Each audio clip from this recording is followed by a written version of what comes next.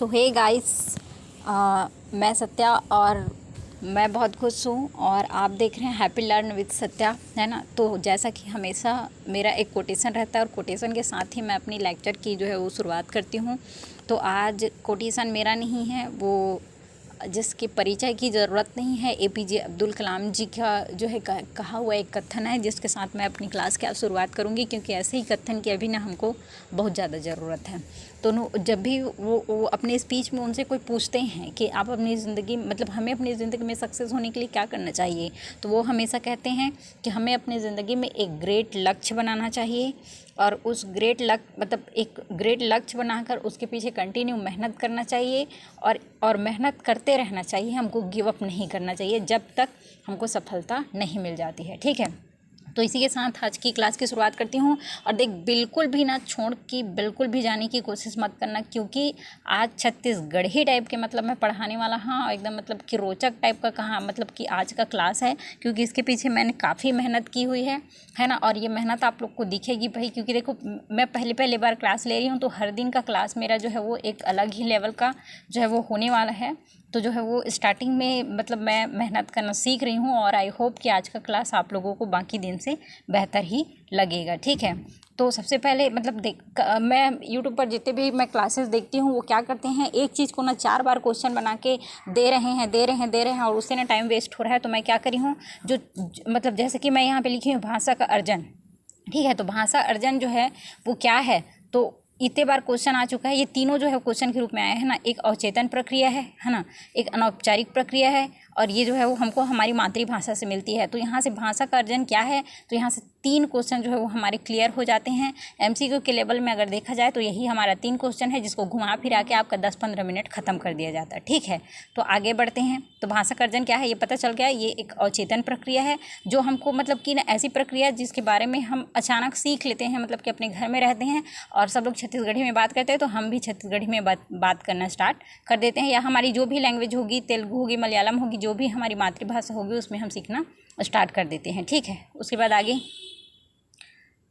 Second page में है भाषा का अधिगम, ठीक है। जैसे अभी हम लोग भाषा अर्जन देखे, तो अब क्या देखेंगे, अभी हम लोग देखेंगे भाषा का अधिगम। तो भाषा का अधिगम या भाषा सीखना जो है वो क्या होता है, तो जब कभी भी हम ना अपनी भाषा को छोड़ के मतलब अपनी जो ऐसी लैंग्वेज होती है जो मदर टंग होती है उसको छोड़कर, या जो मातृभाषा होती है उसको छोड़कर किसी भी दूसरी लैंग्वेज को सीखते हैं, तो उसको हम सेकंड लैंग्वेज के रूप में सीखते हैं। और उसके लिए हमको क्या चीज़ की ज़रूरत पड़ती है, तो जितने मैं पॉइंट लिखी हूँ ना सारे एमसीक्यू में आए हुए हैं। और अगर आपको थोड़ा सा भी मतलब बिलीव नहीं हो रहा है, तो आप जो है वो CTET के पूरे बुक्स खंगाल के देख लीजिए, है ना। जितने भी मैंने एमसीक्यू निकाले हैं वहाँ से पूरे निकाले हैं, और सीजी के जितने भी अभी अवेलेबल हैं मार्केट में उसमें से आप कहीं पर भी देख लीजिए। इसको 5 क्वेश्चन बना के दिया गया है ना। और यूट्यूब में अगर कोई क्लास डाल रहे हैं तो भी 5 क्वेश्चन बना के दे रहे हैं, जिसको मैं एक लाइन में सीधा देखो, जाओ और पढ़ो और करो सीधा, है ना। तो भाषा का अधिगम क्या है, तो भाषा का अधिगम के लिए यहाँ पे देखो, मतलब भाषा अधिगम को करने के लिए हमको क्या क्या करना पड़ता है, तो उसके लिए हम मतलब प्रयास करते हैं, पढ़ते हैं उसको, हमको पहले से पता नहीं होती है वो चीज़। उसके लिए हमको व्याकरण सीखना पड़ता है। अगर मैं बोलूँगी, है ना, आई हैव अ ग्रेट ड्रीम, तो उसके लिए मुझे व्याकरण आना चाहिए, मुझे उस लैंग्वेज की लिपि आनी चाहिए, हर चीज़ आनी चाहिए, है ना। अधिगम के लिए मुझे अभ्यास की भी ज़रूरत पड़ेगी। और ये एक चेतन प्रक्रिया है, चेतन मतलब जिसको हम सचेत होकर पूरा सीखते हैं, है ना। ये नियम के द्वारा सीखा जाता है, मतलब नियमबद्ध प्रक्रिया है, और इसको हम सेकेंड लैंग्वेज के रूप में जानते हैं, ठीक है। तो ये सारी चीज़ें जो है ना 1 2 3 है ना 4 5 6 पॉइंट, ये 6 पॉइंट जो है वो 6 क्वेश्चन के रूप में आए हैं। तो क्यों एक एक क्वेश्चन करके क्यों पढ़ाया जाए भाई, क्यों टाइम पर बर्बाद किया जाए लास्ट टाइम में, है ना। तो डायरेक्ट क्या करते हैं अपन, डायरेक्ट देखते हैं भाषा अधिगम क्या है और उसके ये की पॉइंट हैं, ठीक है। जैसे सिनॉप्सिस बनाते हैं ना, नोट्स बनाते हैं, सेम उसी फॉर्म में मैं इसको क्या कर दी हूँ, कन्वर्ट कर दी हूँ, ठीक है। फिर आगे बढ़ते हैं, है ना। अभी का टाइम बहुत इंपॉर्टेंट है यार, ये सब मन थथर मथर करके ना पूरा टाइम लोग ख़राब करा थी। एक बार देखो और जाके सीधा पेपर में बनाओ, ठीक है। उसके बाद आगे बढ़ते हैं अपन लोग, ठीक है। आगे जो है भाषा की विशेषता, मतलब आप ना कसम खा लो, अगर इस टॉपिक को अगर आप देख के जाते हो ना तो एक क्वेश्चन तो आएगा ही, क्योंकि जितने भी ईयर का मैं क्वेश्चन देखी हूँ ना उसमें एक ना एक विशेषता पूछा गया है कि भाषा की क्या विशेषता होती है। तो यहाँ पे जितने भी पॉइंट लिखी हूँ उसमें से एक ना एक पॉइंट आपको कहीं ना मतलब कहीं भी एक क्वेश्चन के रूप में आपको देखने को मिलेगा, मतलब मिलेगा ही, ठीक है। तो भाषा की क्या क्या विशेषता होती है, तो यहाँ पे मैं क्रमबद्ध रूप से लिख दी हूँ, एक बार आपको बोल के बता भी देती हूँ और आप मन भी सुन लवाइला ठीक से, है ना। कि भाषा क्या होता है, परिवर्तनशील होता है। जैसे अपन वो छत्तीसगढ़ी मेरे को कहावत नहीं पता है भाई, पर ऐसे मतलब गुठिया थे कि भाखा क्या एक दो कोस में बानी बदले ऐसे करके, तो वही है कि भाषा हमेशा गतिशील है, प्रवाहहीन है, मतलब प्रवाहशील है, वो प्रवाह मतलब जैसे कि हर चीज़ जो है वो बदलती रहती है, अस्थिर रहती है। वैसे ही ये भी है, जैसे कि हम रामायण देखते थे, महाभारत देखते थे, तो उस टाइम की जो हिंदी है ना, वो हिंदी और अभी जो हम लोग हिंदी बोलते हैं ना, उसमें ज़मीन और आसमान का अंतर है। इसीलिए यह कहा गया है कि भाषा जो है वो ना हमेशा परिवर्तनशील है। अभी हम लोग ये वाली जो हिंदी यूज़ करते हैं, हो सकता है 100 साल बाद ये जो हिंदी है ना, उसका एक अलग ही रूप देखने को मिले, है ना। तो भाषा क्या है? परिवर्तनशील है, ठीक है। स्वच्छंद है, स्वच्छंद है मतलब स्वतंत्र है। आप जो है जैसे कि मैं अगर बोलूँ ये क्या लिखी हूँ, मैं क्या लिखी हूँ, क्या का स्पेलिंग क्या है? KYA, है ना। इसी को हिंदी में मैं क्या लिखूँगी? क्या लिखूँगी, ठीक है। और जैसे मैं एक पेंसिल का बॉक्स बनाती हूँ, तो इसको पेंसिल बोलेंगे ऐसे करके, कौन बताएगा उसको, है। मतलब हम जो भी नाम दे देते हैं ना, जिस चीज़ को जैसा हम अपनी तरफ से नाम दे देते हैं वो वैसा ही रहता है, मतलब स्वतंत्र है। मतलब एक स्वतंत्र कह सकते हैं इसको, अगर मैं अपनी लैंग्वेज में कहूँ, है ना, एकदम समझाने के लिए छत्तीसगढ़ी में, तो हम जिला जैन भी नाम दे देते हैं ना, वो वही नाम हो जाता है। तो ये स्वच्छंद है, ठीक है। भाषा जो है वो क्या है? स्वच्छंद है, ठीक है। उसके अलावा क्या है? सांकेतिक है। सांकेतिक मतलब इसका कोई ना कोई चिन्ह है ना, किसी न किसी चिन्ह से दर्शाते हैं ना, तो ये भी इसकी एक विशेषता है, ठीक है। और ये व्यवस्थित है, मतलब हिंदी है तो हिंदी की उसकी एक वैज्ञानिक संरचना है, अंग्रेजी है तो अंग्रेजी की उसकी एक वैज्ञानिक संरचना है, अगर वो पंजाबी है, उर्दू है, फारसी है, कुछ भी है, तो उसकी एक अपनी वैज्ञानिक संरचना है, मतलब वो व्यवस्थित रूप में है ना, अव्यवस्थित नहीं है।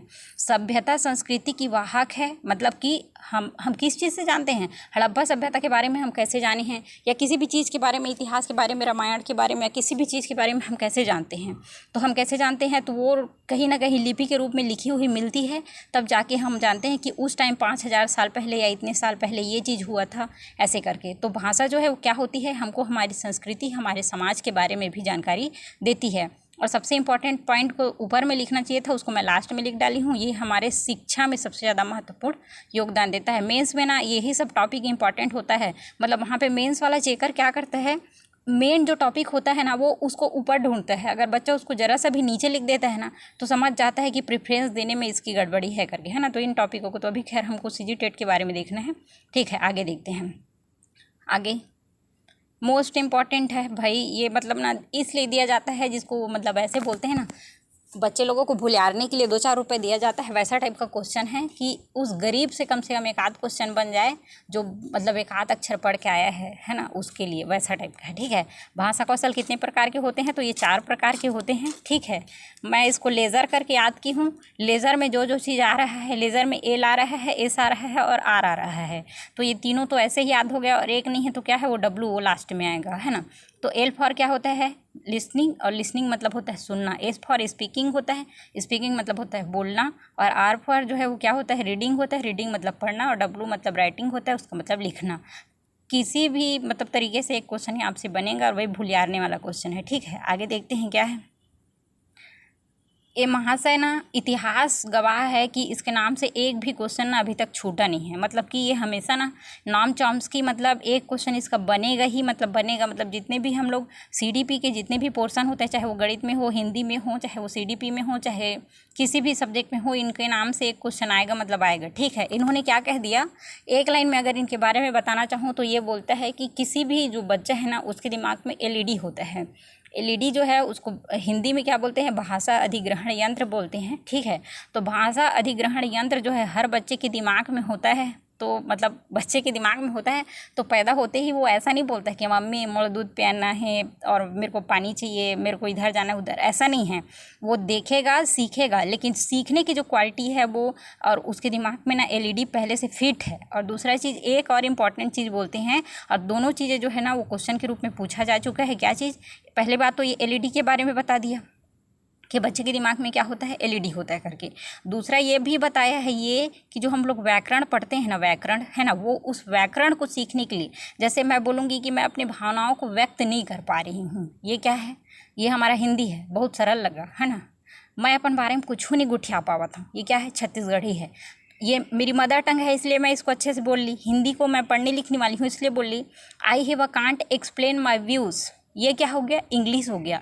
मतलब मैं सरकारी स्कूल के पढ़े लिखे हूँ ना, मतलब इतना इंटेलिजेंट नहीं हूँ, लेकिन मैं बोली ना I have can't explain my views, मतलब मैं अपनी भावनाओं को व्यक्त नहीं कर सकती। तो जो इंग्लिश में सीखी हूँ ना, तो उसमें जो व्याकरण आया है, या किसी भी भाषा को जो हम सीखते हैं उसमें जो व्याकरण आता है वो क्या होता है, हमारे दिमाग में फिट होता है। जब हम उसको अभ्यास करते हैं, प्रैक्टिस करते हैं, तो हमसे हो जाता है। ये नाम चॉम्स्की जी ने ये 2 मुख्य बात कही है और इसके नाम से एक क्वेश्चन आता ही है। ठीक है, आगे आगे आगे आगे आगे ये 2 लोग हैं।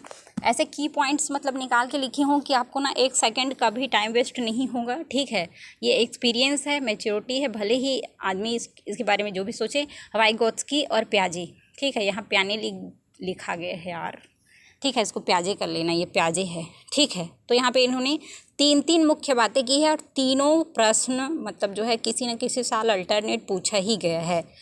वाइगोत्स्की समाज के बारे में बात करते हैं, सामाजिक सांस्कृतिक बारे में बात करते हैं। प्याजे संज्ञानात्मक या इसी को बौद्धिक विकास बोलते हैं, उसके बारे में बात करते हैं। वाइगोत्स्की ये कहते हैं कि पहले हमारे दिमाग में भाषा आता है, उसके बाद हमारे दिमाग में विचार आता है।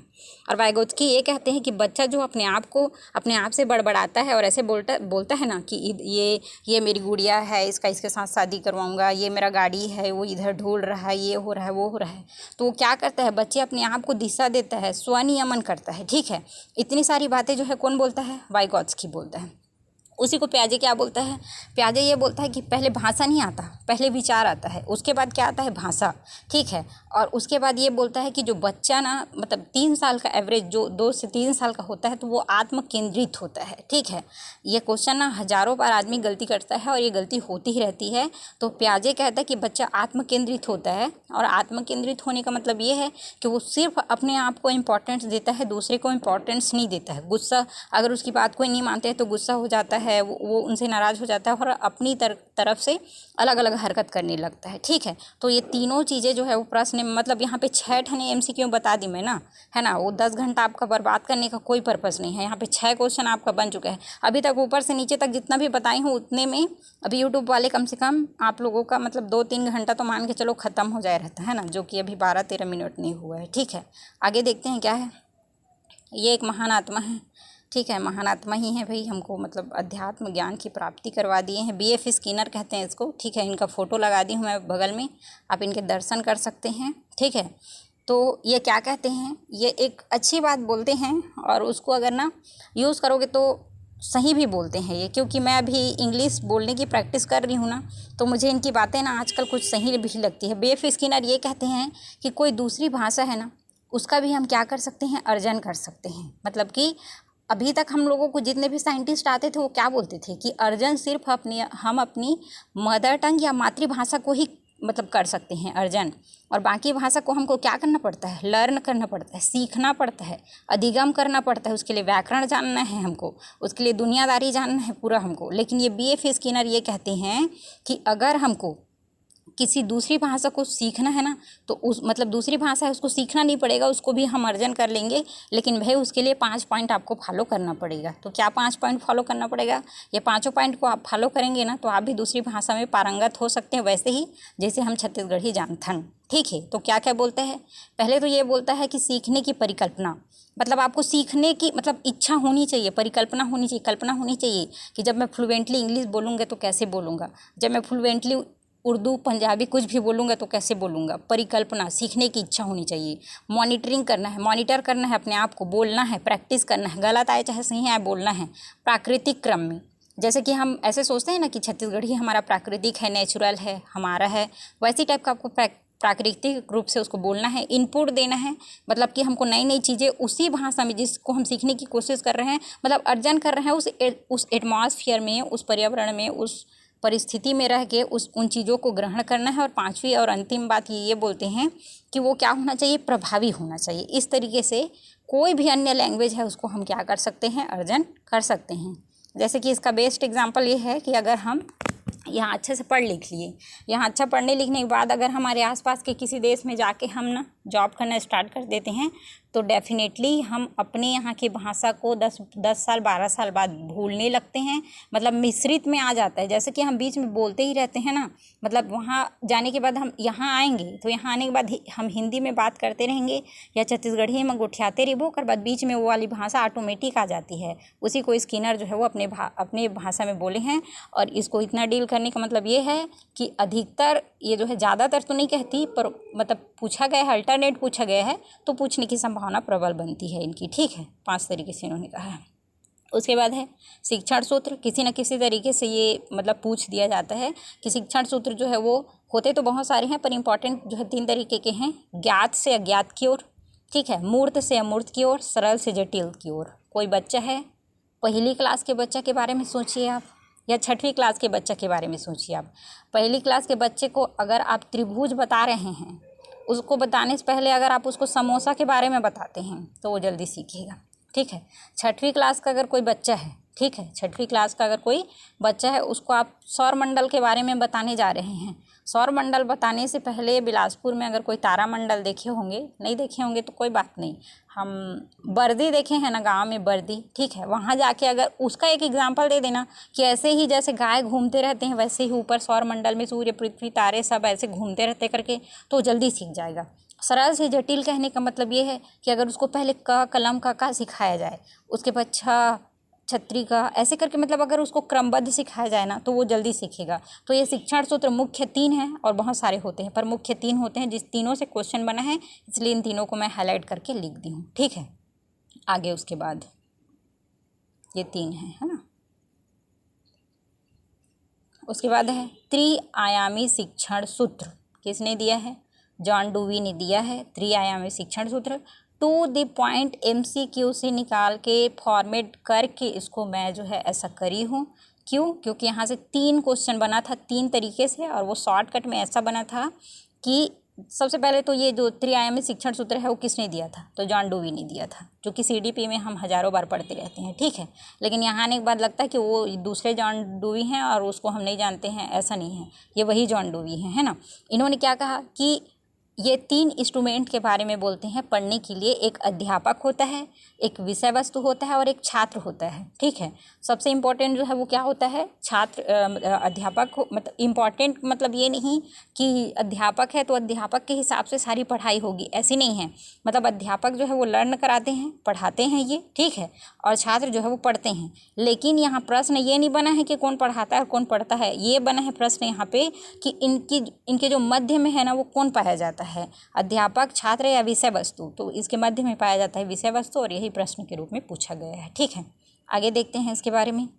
भाषा के विकास के चरण, है ना, तो ये कहीं ना कहीं मतलब सीक्वेंस में पूछा गया है इस क्वेश्चन को कि बच्चा पहले क्राइंग करता है, उसके बाद क्यूइंग करता है, उसके बाद बलबलाना शुरू करता है, उसके बाद एक शब्द उच्चारण करता है, 2 शब्द बोलता है, उसके बाद वाक्यों में उतर जाता है। उसके बाद हम लोग CDP में पढ़े हैं, क्या पढ़े हैं कि 1 महीने में उसके शब्द भंडार कितने हो जाते हैं, 2 महीने में कितने हो जाते हैं, 1 साल में कितने हो जाते हैं, 2 साल में, 2.5 साल में, 3 साल में, 4 साल में, 18 साल के बाद 50,000, 1.5 लाख, 1,80,000 से ऊपर, ऐसे। ठीक है, तो यहाँ पे उधर वाले तरफ नहीं जाना है, CDP तरफ नहीं जाना है, यहाँ पे इतना जानना है कि क्राइंग होता है, क्यूइंग होता है, बलबलाना होता है। इन्हीं को सीक्वेंस में पूछा गया है, कहाँ पे?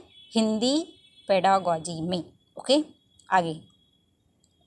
आगे MCQ क्वेश्चन है। देखो मतलब यहाँ तक जितने भी मैं ऊपर बताई हूँ, मानो आपके 50 से 100 क्वेश्चन कंप्लीट हो गए हैं, और 50 से 100 MCQ करना मतलब यहाँ बस की बात नहीं है। उसी को घुमा घुमा के करने की कोई ज़रूरत नहीं है। 2 मिनट में PDF ऊपर का देखो और करो। उसके बाद फिर भी से मैंने नीचे में कुछ जो है बाकी के कल 100 क्वेश्चन कम से कम मैं MCQ का अलग डाल दूँगी। अभी जितने क्वेश्चन करी हूँ ना उसको आप एक बार सरसरी तौर पर देख सकते हैं।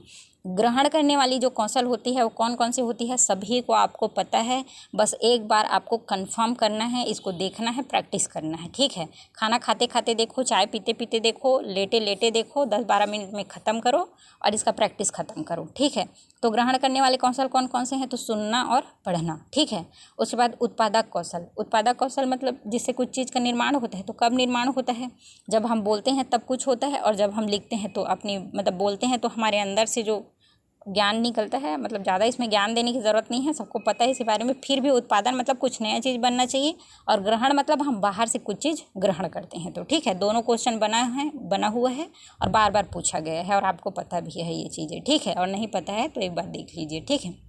उसके बाद है श्रवण कौशल को विकसित करने की विधियाँ। तब श्रवण कौशल में क्या क्या चीज़ आवश्यक होती हैं? तो सस्वर वाचन, जो कि गुरुजी द्वारा किया जाता है, ठीक है, वो पढ़ के बताता है। कौवा, कौवा वो एक पिक्चर जैसे मत हो जाए नहीं तो, है ना, क्रो की स्पेलिंग बताता है, फिर अलग अलग हो जाता है, ठीक है। आगे उसके बाद है प्रश्नोत्तरी विधि, कहानी सुनना, श्रुत लेखन, भाषण, वाद विवाद। एक चीज़ ऐसा है, मैं तो बोलूँगी इसको जब आप निकाल के पढ़ेंगे थ्योरी में ना, तो एक जगह चार्ट बना लेना। चार्ट कैसे बना लेना? क्योंकि यहाँ पे 4 इंस्ट्रूमेंट ना कम से कम सभी में, श्रवण में जो चारों स्किल है ना, उन चारों में ना 3 जो है वो सेम होगा, 3 4 पूरा सेम है। एक आध जो है वो तीनों में ना अलग अलग है, जो अलग है ना उसी को सब में याद कर लेना। बाकी इसको अलग से और बहुत टाइम देने की, इसमें सस्वर वाचन था कि उसमें था, कि उसमें था कि इसमें था, ऐसा मतलब बहुत ज़्यादा समय देने की आवश्यकता नहीं है, ठीक है। उसके बाद है मौखिक अभिव्यक्ति को विकसित करना। वही मैं बताई ना, यहाँ पे भी सस्वर वाचन है, यहाँ पे भी कविता पढ़ोगे आप, यहाँ पे भी चित्र वर्णन करोगे, यहाँ पे भी संवाद करोगे, वाद विवाद करोगे, भाषण करोगे, नाटक का मंचन करोगे, है ना। तो इसको एक चार्ट फॉर्म बना लेना और उसके हिसाब से पढ़ना फिर, ठीक है। उसके बाद आगे है व्यक्तिगत वाचन। व्यक्तिगत वाचन कौन करता है, या व्यक्तिगत कौन मतलब ऐसा पढ़ना जो एक आदर्श रूप में पढ़ा जाता है, मतलब जिसमें ठहराव होता है, जिसमें लय होती है। लय मतलब समझ गए ना, गाना में भी लय होता है और पढ़ने में भी लय होता है, गद्य और पद्य दोनों में, ठीक है। तो ये वाचन कौन करता है, ऐसा प्रश्न पूछा गया है, तो ये कौन करता है? शिक्षक करता है, ठीक है। उसके बाद आगे है निम्नलिखित अभिव्यक्ति कितने तरीके से कर सकते हैं, मतलब कि जो लिखने की, जो लिखित अभिव्यक्ति है, लिखने की प्रक्रिया है, उसको निम्नलिखित बोल रही थी, मिस्टेक हो रहा था, ठीक है। जो लिखने की प्रक्रिया है वो कितने तरीके से होती है, तो मुख्य रूप से 3 जो है वो बोला गया है। सुलेख, सुलेख मतलब होता है सुंदर लिखना। 1 से 5वीं तक जब आप किसी भी स्कूल में पढ़ाने जाओगे तो पहला इंस्ट्रक्शंस यही रहता है, ठीक है, प्राइवेट स्कूल में भी और सरकारी स्कूल में भी, ठीक है, कि आप ब्लैक बोर्ड में अच्छा सुंदर लिखिए ताकि उसको बच्चा समझे, क्योंकि वो पहले से बेचारे को कुछ पता नहीं रहता और आप इधर उधर और लिख देंगे तो फिर गया, है ना। तो सुलेख मतलब सुंदर लिखना। अनुलेख मतलब जैसे कि एक छोटा सा एग्जांपल दूंगी, ऐसे डॉट डॉट डॉट डॉट अनार के ऐसे बना हुआ है ना, ऐसे, तो उसका क्या किया जाता है? अनुकरण कराया जाता है, कि उसको ऐसे पेंसिल चलाता है बच्चा, ऐसे सीखता है, तो अनुलेख मतलब अनुकरण करता है, ठीक है। श्रुत लेख मतलब सुन कर लिखना, इमला लिखना, ठीक है। तो ये होती है, तो 3 तरीके से लिखने की जो प्रक्रिया है उसको बताई गई है, ठीक है। और उसके और बहुत सारी चीज़ें हैं ना, उसको उधर थ्योरी में पढ़ना पड़ेगा, ठीक है। उसके बाद है भाषाई विकार के प्रकार। तो भाषाई विकार ना कम से कम 15 ठनी विकार है, उसका लिस्ट बनाई हूँ मैं, नेक्स्ट वीडियो में मैं उसको डालूंगी। उस विकार को बस पढ़ के चले जाना, उस 15 से बाहर नहीं आएगा, ठीक है। एक बार चेक कर लेना, उसमें भी डाला है, जो मेरा पुराना वीडियो है उसमें डिसेबिलिटी वाले में, उसको पढ़ लिए ना, एक भी डिसेबिलिटी, एक भी विकार वाला क्वेश्चन नहीं छूटेगा, ठीक है। आगे क्या है, यहाँ पे भी थोड़ा सा बता, अफेजिया, वहाँ पे ट्रिक बताई हूँ, पिछले वीडियो में जाके देख सकते हो, यहाँ पे भी बता रही हूँ। अफेजिया, अफेजिया मतलब फेस, यहाँ से फेज निकाल लो, फेज, फेस मतलब क्या? चेहरा वाला फेस ना, और कुछ नहीं है, फेज वाला फेस। तो हम जब किसी से भाषा में बात करते हैं ना, तो उसका फेस देख के बात करते हैं। तो अफेजिया या फेजिया जैसा कोई भी शब्द आता है ना, तो भाषा संबंधित विकार है, ऐसा जान लेना, ठीक है। डिस्ग्राफिया, ग्राफ कहाँ पे बनाते हैं भाई? तो ग्राफ हमेशा हम कॉपी में बनाते हैं, तो कॉपी में बनाते हैं मतलब क्या कर रहे हैं? लिख रहे हैं, तो लेखन संबंधी डिसऑर्डर है। उसके बाद है अफेजिया, अफेजिया जो है वो क्या है? ये डबल हो गया है, सॉरी यार, है ना। तो ये भाषा संबंधित विकार है, ऊपर बता चुकी हूँ यहाँ पर, है ना। उसके बाद है डिस्ग्राफिया, है ना, ये दोनों क्वेश्चन डबल हो गए हैं, ठीक है। डिस्ग्राफिया और अफेजिया हो गए। उसके बाद है डिसलेक्सिया, ठीक है। डिसलेक्सिया ला पढ़ रहा है ना बीच में, ला पढ़ रहा है, उससे कोई मतलब नहीं है। डिसलेक्सिया जो है वो क्या है? पठन संबंधित विकार है, लेकिन क्वेश्चन कभी इसमें सीधा साधा नहीं पूछा गया है। क्या पूछा जाता है कि कोई बच्चा अगर साव को वाज लिखता है, कोई वाज को साव लिखता है, कोई डॉग को गॉड लिखता है ना, कोई पढ़ता है, ऐसा कुछ भी पूछा जाएगा तो हमको क्या लगेगा? जो मतलब नहीं पढ़ा है उसके लिए, बाकी जो पढ़े लिखे हो आप लोग तो इंटेलिजेंट हो उसके लिए नहीं, तो ऐसे लगेगा लिखने संबंधित विकार है करके, लेकिन लिखने संबंधित नहीं है, वो पढ़ेगा गलत तो लिखेगा गलत, तो ये पठन विकार है, ठीक है। कौन? Dyslexia, okay. देन आगे मूल्यांकन का उद्देश्य क्या है। तो मूल्यांकन का उद्देश्य में इसको 5 ठने मेरे को प्रश्न बनाने की कोई ज़रूरत नहीं है, एक लाइन में लिख दी हूँ। और आप भी इसको इतना ही जल्दी और इतना ही शॉर्ट नोट्स बनाने जितने जल्दी सीख जाएंगे, है ना, उतना ही बहुत अच्छा है। ठीक है, तो क्या है मूल्यांकन का उद्देश्य? उपलब्धि। एक शब्द लिखी हूँ। अब उपलब्धि से आप ये जान सकते किसकी उपलब्धि का।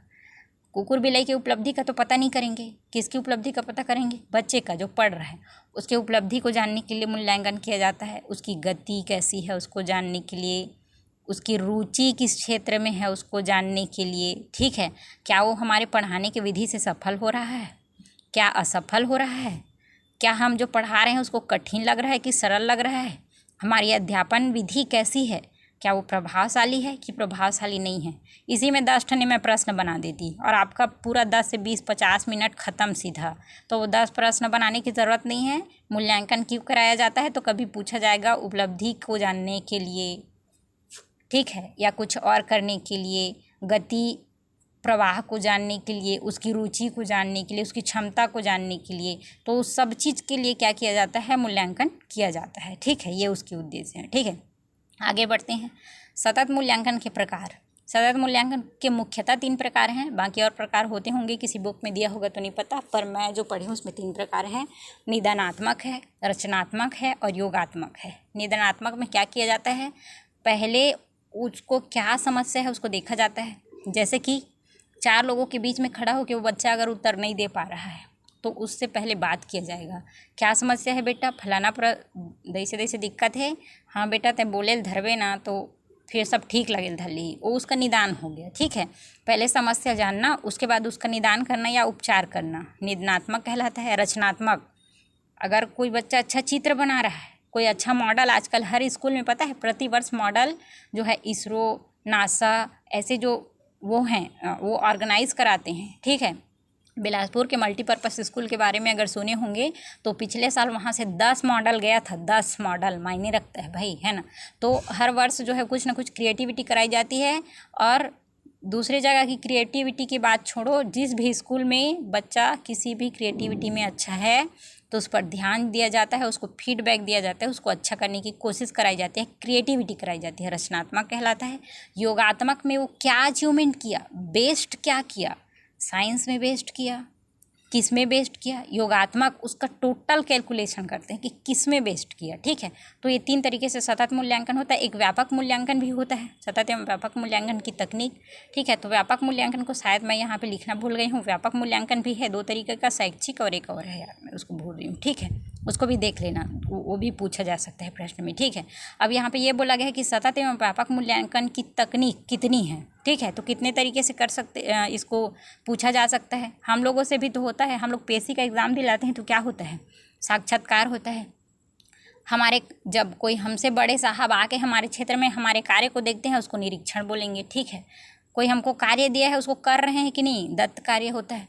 पोर्टफोलियो में पूरी हमारी बायोडाटा हिस्ट्री होती है जिससे एक मूवी बन जाती है, जैसे कि 12th फेल बनी है। ठीक है, चेक लिस्ट होता है जिसमें हमारे पूरे कर्मकांड लिखे होते हैं, परीक्षण किया जाता है। ठीक है, प्रश्नों के सेकंड क्वेश्चन आ गया। तो यहाँ पे जितने भी यहाँ पे क्वेश्चन लिखा हुआ है ना, सतत एवं व्यापक मूल्यांकन की तकनीक कितनी है, तो यहाँ पे जो 6 लिखी हुई है, 6 के 6 को आप पूरा रट लीजिए, क्योंकि इसमें से किसी को भी सीक्वेंस में भी दे दिया जा सकता है और इसमें से कौन सा नहीं है ये भी पूछा जा सकता है और कौन सा है ये भी पूछा जा सकता है। ठीक है, उसके बाद है प्रश्नों के प्रकार। प्रश्न मुख्यतः 4 प्रकार के होते हैं। बहुत सारे प्रश्न होते हैं पर मुख्यतः लिखी हूँ 4 प्रकार के होते हैं। वस्तुनिष्ठ प्रश्न होते हैं। ठीक है, हमको तो बस यही चारों पता है क्योंकि शुरू से इसी के बारे में जान रहे हैं, लेकिन इसके अलावा भी होता है। ठीक है, वस्तुनिष्ठ प्रश्न होते हैं, पेंसिल कहाँ चला गया रे, हाँ, वस्तुनिष्ठ प्रश्न होते हैं, अति लघु उत्तरी प्रश्न होते हैं, लघु उत्तरी होते हैं और निबंधात्मक होते हैं। सबसे अच्छा वस्तुनिष्ठ को माना जाता है क्योंकि हर बार कैलकुलेशन करने से या हर बार उत्तर अगर एक ही आता है तो उसको विश्वसनीय माना जाता है। ठीक है, अच्छा माना जाता है।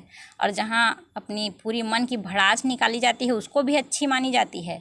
जैसे कि हमेशा बीच में मेंस के बारे में मैं जिक्र कर ही देती हूँ। ठीक है, तो निबंधात्मक जो प्रश्न है ना, उसमें एक्चुअल में आप उस टॉपिक के बारे में क्या सोचते हो, आपकी जो सोच है वो कैसी है, वो निबंधात्मक प्रश्न में जाना जाता है। पर सबसे अच्छा वस्तुनिष्ठ को माना जाता है। ठीक है, उसके बाद आगे है NCF 2005 यहाँ पे मैं पूरा कथा कहानी लिख दी हूँ। कथा कहानी लिखने का मतलब ये है कि इसको 10 तरीके से ना पढ़ा जाए, इसको एक बार पढ़ा जाए और जो भी क्वेश्चन आता है उसको हल किया जाए। एनसीईआरटी 2005 ये क्या प्रावधान करता है?